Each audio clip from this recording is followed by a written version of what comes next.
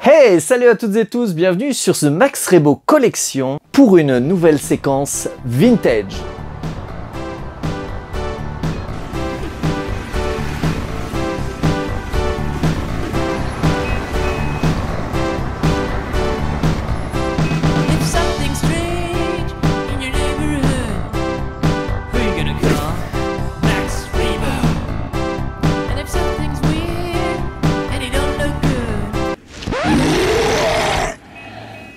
Merci Max, mais c'était pas à ce vintage là que je pensais, c'était plutôt vintage collection et je voulais vous présenter les 3 dernières figurines Deluxe sorties, dont la figurine de Sabine Wren qui est vraiment l'actualité brûlante avec la série Ahsoka. Seront également présentées dans cette review les figurines de Krrsantan et du Tusken Warrior avec son massif de The Book of Boba Fett. Ces figurines sont vendues pour info à 27,99 $, soit une trentaine d'euros chez nous.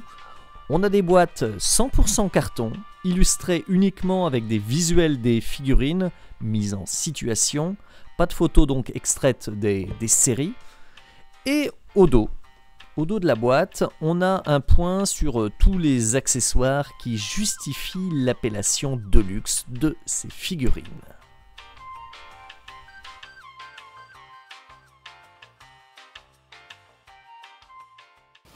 Et maintenant, je vous propose une ouverture tout en douceur.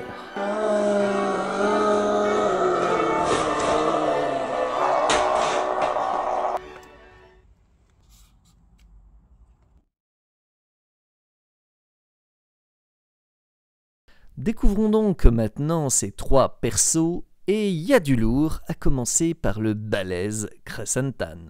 Pour le coup, ce n'est pas un repent d'un Chewbacca quelconque, il est plus petit, plus trapu. La sculpture est très réussie, fidèle à son apparition live dans le livre de Boba Fett.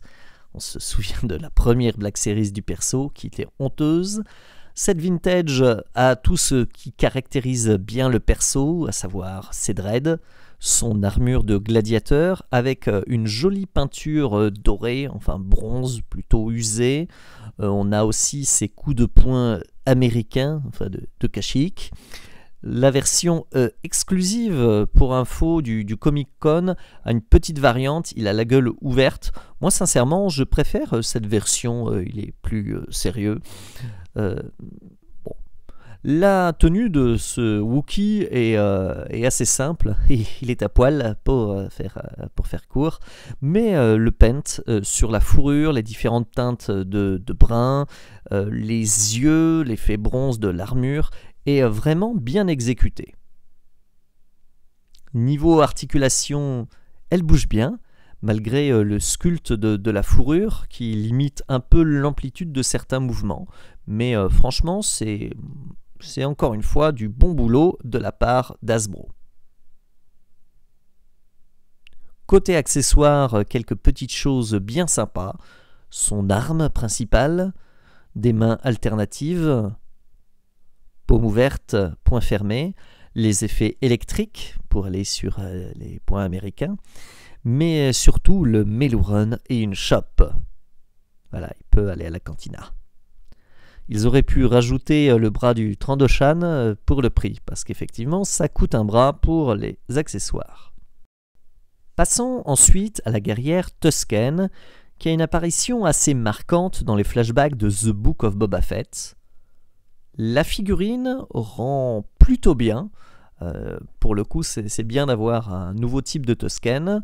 Là, on a les détails très caractéristiques de ce perso, à savoir cette robe en tissu. Ça, je trouve ça toujours chouette, le mélange plastique-tissu. La ceinture décorée avec cette longue traîne qui est assez jolie. Les dreads en tissu, bon là c'est un plastique dur, sur son masque. Après, même si c'est vraiment une jolie figurine et que le rendu est vraiment convaincant, il faut savoir qu'Hasbro a fait preuve de beaucoup de fainéantise avec ce perso, car il réutilise beaucoup de la figurine de l'arrêt Jakku. à savoir les torses, le bras, un bout des jambes. Bon, le tout est quand même bien repeint en noir, mais bon, c'est ni vu ni connu, je t'embrouille. On fait une figurine avec 50% de réemploi. Bon, en même temps, c'est développement durable. Mais c'est surtout faire preuve de fainéantise, hein. Bon, alors, pour justifier que c'est une Deluxe, on a le massif.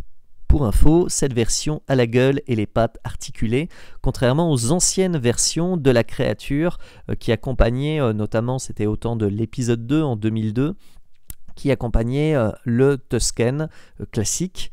En revanche, à l'époque, c'était une figurine standard, donc on peut voir quand même le chemin parcouru, pas dans le bon sens, en termes de figurines. C'est vrai qu'avant, pour 10-12 euros, on avait une figurine avec de super accessoires. Maintenant, c'est une Deluxe. Niveau articulation, 14 zones. La tête sur la bille, elle répond bien, malgré effectivement le voile. Les bras semblent un peu fragiles, un peu fins. C'est les bras de raie, hein.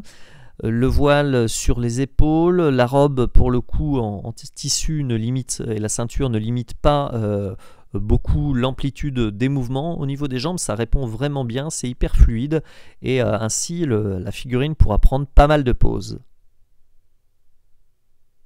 En termes d'accessoires, c'est bien mince, on a le bâton Gaffy et le sculpte du nouveau massif.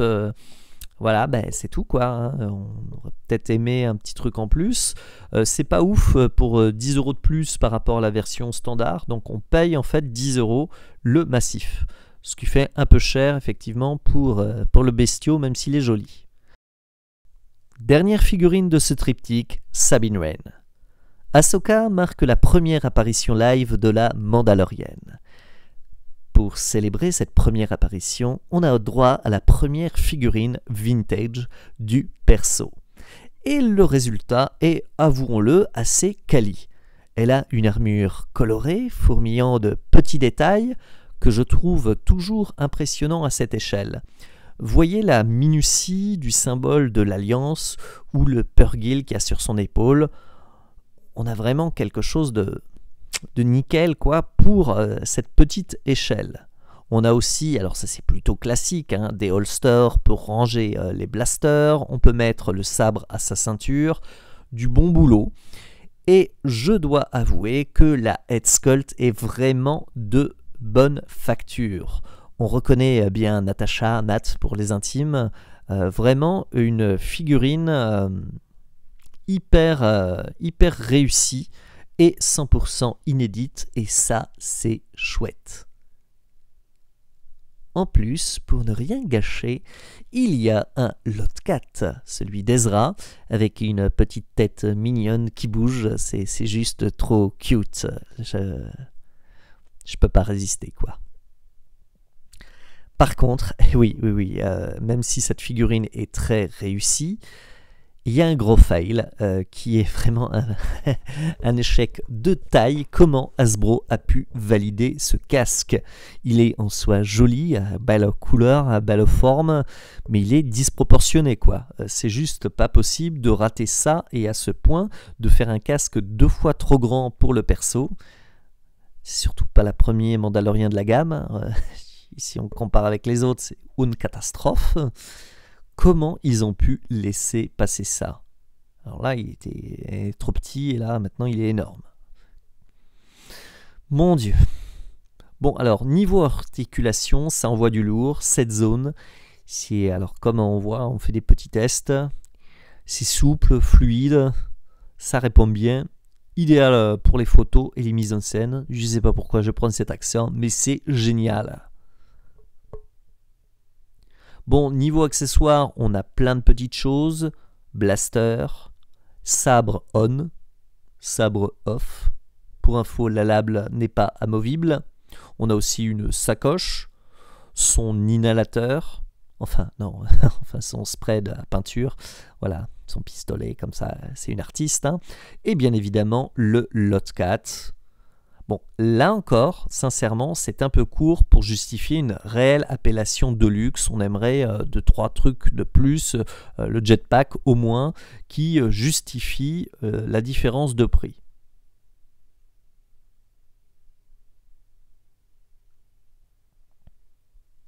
Voilà, on termine comme d'habitude cette vidéo, cette review par quelques photos. Et en guise de conclusion, c'est ce que j'ai dit tout au long de cette vidéo. Je trouve que si ces figurines sont réussies, elles sont effectivement jolies, le sculpte, la peinture, c'est du bon boulot. Mais là encore, Hasbro devrait être plus généreux, surtout en termes d'accessoires, pour justifier ce prix et cette appellation de luxe. Là, effectivement, c'est un peu juste. Et vous, qu'en pensez-vous ?